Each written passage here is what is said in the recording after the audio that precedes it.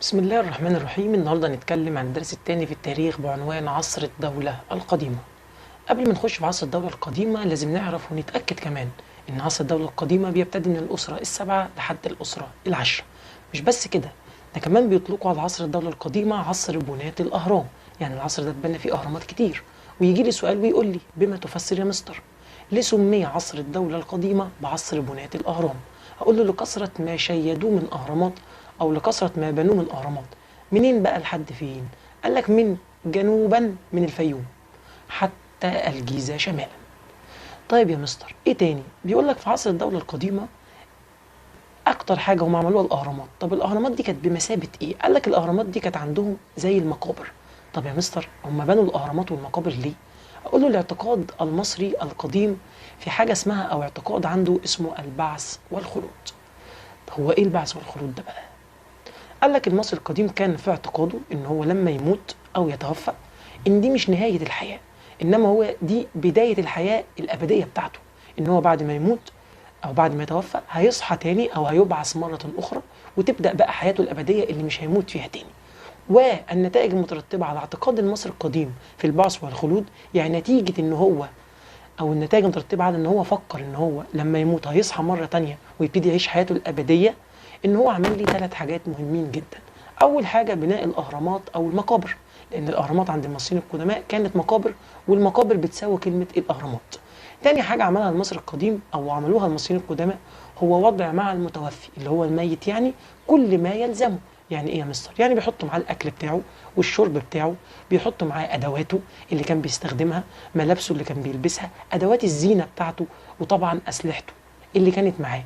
يبقى وضع مع المتوفي كل ما يلزمه. رقم 3 واخر حاجه النقش على الجدران او المعابد. طب يعني ايه النقش على الجدران والمعابد؟ قال لك النقش على الجدران عباره عن رسوم كان المصري القديم بيرسمها على جدران المقبره او المعبد بتاعه. ليه يا مستر؟ قال لك لادخال البهجه والسعاده على المتوفي. طب معلش يا مستر فهمني اكتر. تخيل كده حضرتك قاعد بالليل زهقان مش لاقي حاجه تعملها، اول حاجه بتيجي في بالك ايه؟ امسك التلفزيون اتفرج عليه شويه، اجيب مسرحيه، اجيب فيلم، حاجه بتسليني، حاجه بتسعدني. زمان طبعا ما كانش عندهم الادوات التسليه بتاعت دلوقتي، وبالتالي اخترعوا النقش على الجدران او المعابد. قال لك لادخال البهجه والسرور على المتوفي، بحيث لما المصري القديم يقوم من نومه ويبتدي حياته الابديه فهيفضل قاعد في المقبره بتاعته، فيبتدي يلاقي الصور دي والنقوش ديت فتدخل عليه بهجه وسرور. طب الصور دي كانت تبقى عباره عن ايه؟ مثلا رسمه ورد، رسمه فل، رسمته هو، رسمه احدى ابنائه، رسمته هو الجيش بتاعه او في احدى معاركه. وبالتالي كل الصور والنقوش ديت كانت بتدخل على المتوفي، بتدخل عليه البهجه والسرور. نيجي بقى لاهم جزئيه في درس النهارده وهي اهم الملوك. وطبعا المفروض من حضرتك تعرف كل ملك ايه اهم الحاجات اللي هو عملها وايه الانجازات اللي حققها في عصره. نبدا باول ملك معانا وهو الملك زوسر. من اسمه والله اسمه الملك زوسر. فعمل ايه الملك زوسر؟ قال لك اسس الاسره الثالثه. ومن اسمه برضه زوسر فعمل ايه؟ قال لك عمل الهرم المدرج بسقاره. طب يا مستر هو عمله لوحده؟ يعني قام بالاشراف على بناء الهرم ده لوحده؟ قال لك لا، باستعانه وزيره ام حطب. طيب يا مستر بقى ايه علاقه هرم زوسر اللي عمله المدرج بسقاره والتغير او الابداع في فن العماره في مصر القديمه؟ قال لك ان المصري القديم قبل الملك زوسر كان المقبره بتاعته عباره عن ايه؟ مصطبه واحده بيحطوا بداخلها المتوفي ويقفلوا والموضوع منتهي على كده. جه الملك زوسر وعمل ابداع في العماره او في اسلوب العماره بالنسبه للمقابر، فبدل ما اصبحت او كانت مصطبه واحده لا، بقت عباره عن 6 مصاطب. وبالتالي فيجي لي هنا سؤال ويقول لي بما تفسر يعتبر الملك زوسر غير او ابدع في اسلوب العباره الملكيه؟ اقول له ايه؟ لانها كانت قبل الملك زوسر مكونه من مصطبه واحده، ولكن الملك زوسر بمساعده وزيره ام حطب غير في اسلوب العماره او للمقابر، غير في اسلوب المقابر الملكيه وعملها بقت 6 مصاطب زي الهرم المدرج بسقاره. نيجي لتاني ملك معانا وهو الملك سنفرو. الملك سنفرو يعتبر مؤسس الأسرة الرابعة، وكمان الملك سنفرو حكم البلاد 24 عاما، والمصريين أحبوه جدا بسبب عدله وحكمه العادل وأطلقوا عليه المحسن المحبوب. الملك سنفرو عشان هو مؤسس الأسرة الرابعة فعمل 4 حاجات. ال4 حاجات بيتلخصوا فيه حاجتين تعتبر من الأعمال الداخلية اللي عملها داخل البلد، وحاجتين أفادوا البلد ولكن من الناحية الخارجية. نبدأ بالناحية الداخلية، وإن هو قام بعمل هرمين في دهشور، عمل أو بنى هرمين في دهشور. تاني حاجة استخرج النحاس والفيروز. منين يا مستر؟ من شبه جزيرة سيناء. نيجي بقى للحاجتين اللي عملهم خارجيا. قال لك خارجيا أرسل أسطول بحري أو بعثة بحرية لفين يا مستر؟ قال لك لبلاد فينيقيا. طب هيعمل ايه في بلاد فينيقيا؟ وايه سبب ارسال البعثه؟ قال لك لجلب خشب الارز. وخشب الارز ديت، وخد بالك ان الارز بتتكتب زي الارز، ولكن هنا اللي بيفرق هو النطق والتشكيل. طب يا مستر خشب الارز ده عباره عن ايه؟ قال لك عباره عن خشب. الخشب ده بيصنعوه بلاد فينيقيا اللي هي سوريا والعراق. طيب بيستخدموه استخدامات معينه. طيب الخشب ده كان موجود في مصر؟ لا، ما كانش موجود في مصر، وبالتالي الملك ارسل بعثه بحريه لعقد صفقه مع بلاد فينيقيا وجلب خشب الارز. ده بالنسبه للملك سنفرو. نيجي بعديه للثلاث ملوك المشهورين جدا بالنسبه لنا واللي بنشوف اهراماتهم في الجيزه. ايوه، خوفو وخفرع ومنقورع، ودول برضو يعتبر من ملوك الاسره الرابعه، ولكن كل واحد منهم عمل معين.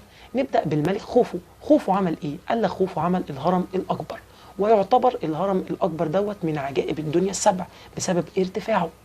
طب يا مستر هو الارتفاع ده ما زال موجود حد دلوقتي؟ لا طبعا، ارتفاعه قل شويه نتيجه العوامل التعريه. طيب يا مستر عمل ايه تاني؟ قال لك الملك يجي بعديه الملك خفرع. خفرع ده يبقى ابن الملك خوفو. عمل ايه خفرع؟